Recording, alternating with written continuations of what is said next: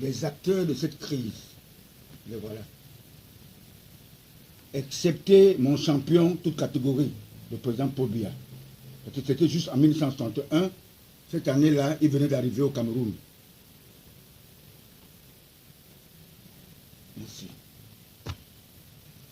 Les Camerounais qui se sont ralliés à mon candidat naturel, Paul Biya, sont considérés comme des traîtres pour certains aux yeux de tous les anti-Biya. Ces ralliements furent l'inspiration des bons anges de Dieu. Cela nous montre que Paul Biya est le choix de Dieu. Il ne faillirait point. Rendez-vous en 2035, j'aurai 88 ans seulement. Dans la foi en Jésus-Christ, on peut écraser le diable à tout moment. Jésus-Christ, notre Sauveur, est le Fils de Dieu. Il est l'intermédiaire, soit la clé entre nous, les humains, qui avions la crainte de Dieu avec son Père, Dieu, Allah ou Jéhovah. Pour cette élection présidentielle du 7 octobre 2018, nous montrera l'affranchissement de l'Afrique noire dans la gueule des prédateurs, colonisateurs, même ceux qui ont mangé son pain.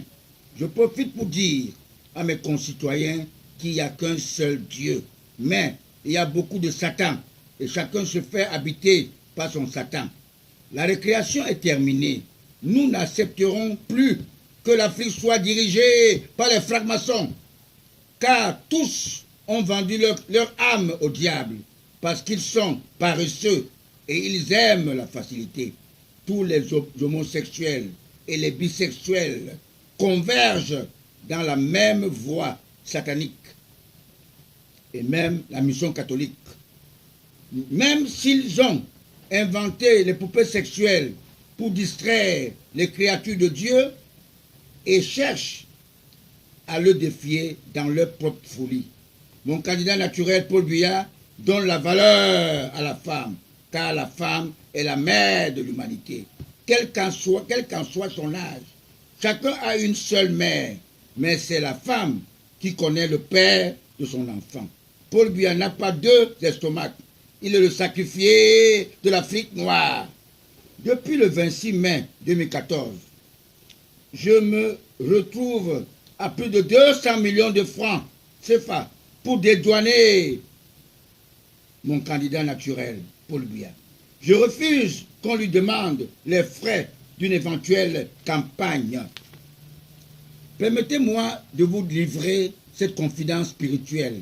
Si le père d'Aristide Abanda avait la conviction spirituelle de se rappeler de Patriarche Norbert Congo qui serait venu chez lui à sa résidence, le rencontrer le jour de son départ à Ayos pour les préparatifs de l'inhumation de son fils, parce que j'avais eu l'inspiration des bons anges de Dieu de son admission au paradis. Je ne suis pas venu le voir parce qu'il est gouverneur. Je suis venu pour glorifier Dieu de l'admission de son fils, Joseph le Charpentier, son Excellence Joseph Béthia Saumon, né en 1959. S'il m'avait fait appel, nous aurons évité de nous entretuer pour aider les pilleurs de nos patrimoines qui sont fomentés le terme terrorisme. Cette histoire a commencé il y a quelques années. Pourquoi le secrétaire d'État à la gendarmerie a parlé de terrorisme sans aucune investigation au préalable? Dès l'arrivée de notre père de la nation, il est accueilli à l'aéroport par un journaleux homosexuel qui lui tend le micro. Par la colère, lui aussi répète le même mot terrorisme, le même mot cruel. Cette parole a motivé le ministre chargé de la Défense de protéger son gagne-pain en utilisant la force. On ne peut rien faire de la force, tout en oubliant que cette guerre ne profiterait qu'aux anti-Biya et les déstabilisateurs de leur propre régime, alors qu'ils savent tous que l'arme est passée par la ville cosmopolite. Et Joseph avait demandé à René l'a conduit à tenir. René lui a ordonné de laisser passer.